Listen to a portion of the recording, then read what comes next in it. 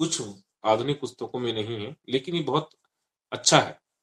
आप इसका प्रयोग बहुत सरलता से करेंगे। इसको तत्वक्रम भी कहा कहते हैं।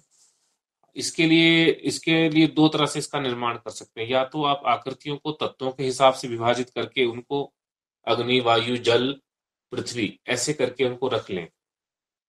या फिर क्या करें, अच्छा इसमें क्या रहता है, एक आकृति की पुनरावृत्ति हो सकती है दूसरे तत्वों में, कि बिंदु एक से ज्यादा भी होते हैं आकृतियों में, इस करके ऐसा। सरल क्रम तो यहाँ पर क्या है कि अवदह क्रम को हम के पास, जैसा अभी अपने पीछे सीखा था, उससे उसको इसका निर्माण करेंगे तो सरलता होगी। इसमें क्या रहता है, एक तत्व में 8 आकृतियां हमारे पास आती हैं, क्योंकि ये जो अवदह क्रम है उसमें जिस तत्व की हम बात कर रहे हैं उस तत्व की 8 8 आकृतियां हैं। आकृतियां तो 16 ही हैं। अगर जब हम 8 8 आकृतियां करेंगे तो इस तरह से तो 64 आकृतियां होनी चाहिए थी। तो हम क्या करते हैं, उसमें हमारी जो ये पुनरावृत्ति होती है वो इस दृष्टि से घटती है यहाँ पर। तो जैसे अग्नि तत्व की आकृति है, तो जहां जहां पर अग्नि तत्व सबसे ऊपर टॉप में अगर जो आपके पास बिंदु है, तो हम उन आकृतियों को सबको एक जगह रख लेंगे। तो हमारा क्या बन जाएगा,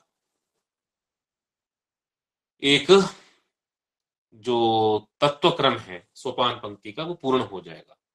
इसमें जो सौम्य जो हमारी शीतांशु जो हमारी आकृति है, जो 15th नंबर की जो हमारी आकृति है, ये सब में सभी तत्व क्रमों में ये इसको शामिल होती है, क्योंकि इसमें चारों की चारों जगह पर बिंदु है। सोपान क्रम कुछ इस तरह का है।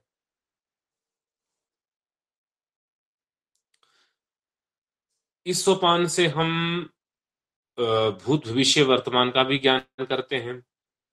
इससे हम लगन का भी ज्ञान करते हैं, और इससे हम कार्य भाव का भी ज्ञान करते हैं।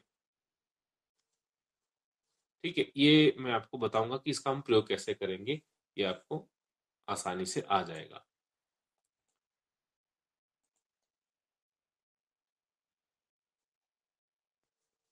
इसके अलावा कुछ चीजें ऐसी है जो मैंने कल के आपको कुछ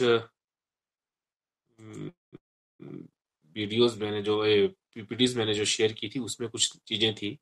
वो चीजें जैसे तत्वों के आकृति, तत्वों के मित्र शत्रु, आकृतियों के मित्र शत्रु, और दृष्टि इत्यादि, इन विषयों को जब हम कुंडली निर्माण या किसी प्रश्न पे चर्चा करेंगे उस समय भी इन बिंदुओं पे हम ये ध्यान देंगे।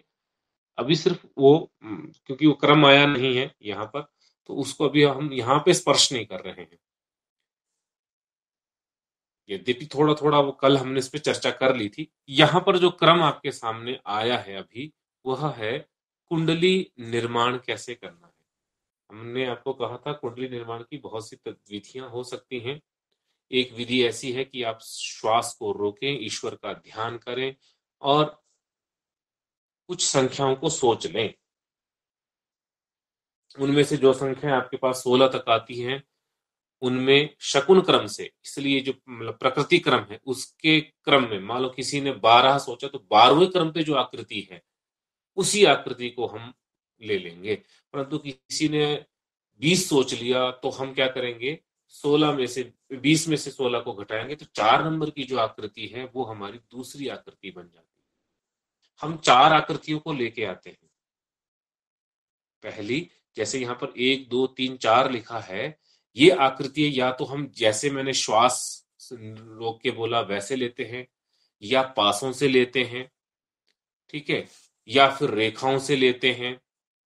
उसमें भी हम क्या करते हैं, श्वास लेते हैं, और एक श्वास में हम 4 पंक्तियों में, मतलब आप इसको तत्वों से बोलने तो ज्यादा अच्छा रहेगा भी, तो 4 पंक्तियों में हम कुछ बिंदुओं को लगा देते हैं, फिर उन बिंदुओं की गणना करते हैं। यदि ये सम संख्या होती है हमारे पास तो हम रेखा ले लेते हैं, विषम संख्या होती है हमारे पास बिंदुओं की तो हम उसको बिंदु मान के चलते हैं।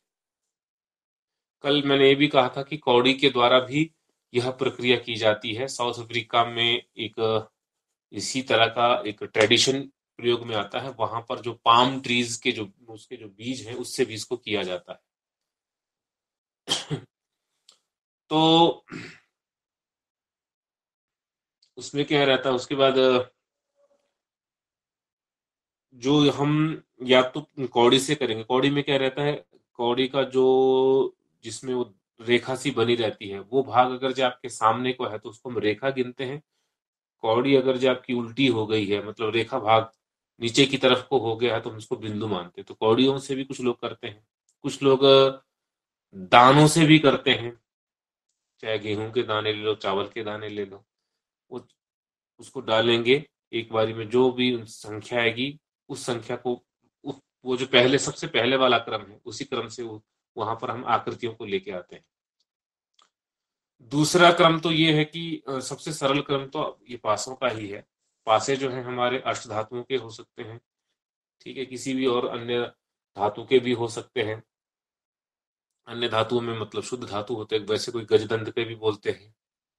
कोई आप में से कोई चाहे तो वो तो अपने अपनी इच्छा से किसी अच्छी धातु सोने का भी बना सकते हैं, चांदी का भी बना सकते हैं। मेरे पास जो पासे हैं मुझे नहीं पता वो किससे बने हैं, लेकिन जब मैंने लिए थे तब तो बढ़िया अच्छे सोने की तरह दिखते थे, अब तो पीतल की तरह दिखाई देते हैं।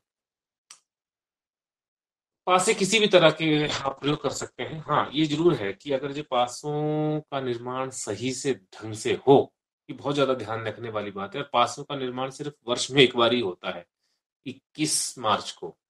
मेष 21 मार्च को ही मान के चले, जब आपका सूर्य जो है मेष जो है वो सायन सूर्य मेष राशि में जो प्रवेश करता है उसी समय में पासों का निर्माण करते हैं। बाकी ऐसा नहीं कि जब कभी पासों का निर्माण हो जाता है, वर्ष में एक ही बार ही होता है।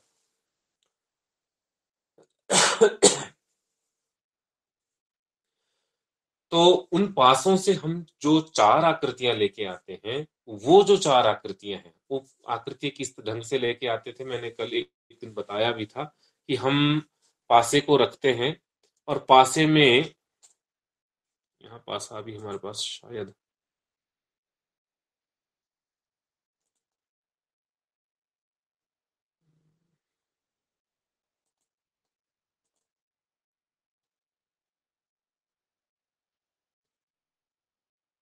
एक पेज आपको दिखाने की कोशिश करता हूँ।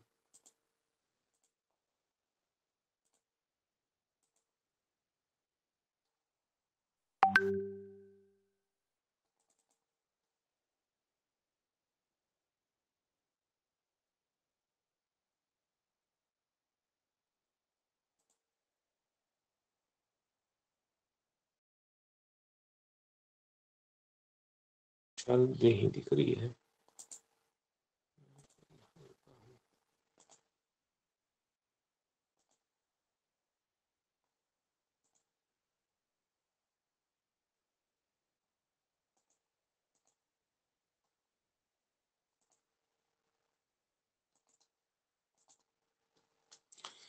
ये गूगल से ली हुई एक लिया हुआ चित्र है। ये पासे कुछ इस तरह के भी हो सकते हैं। तो यहाँ पर हम क्या करते हैं, राइट टू लेफ्ट मतलब इस मेरा कर्सर दिखाई दे रहा है।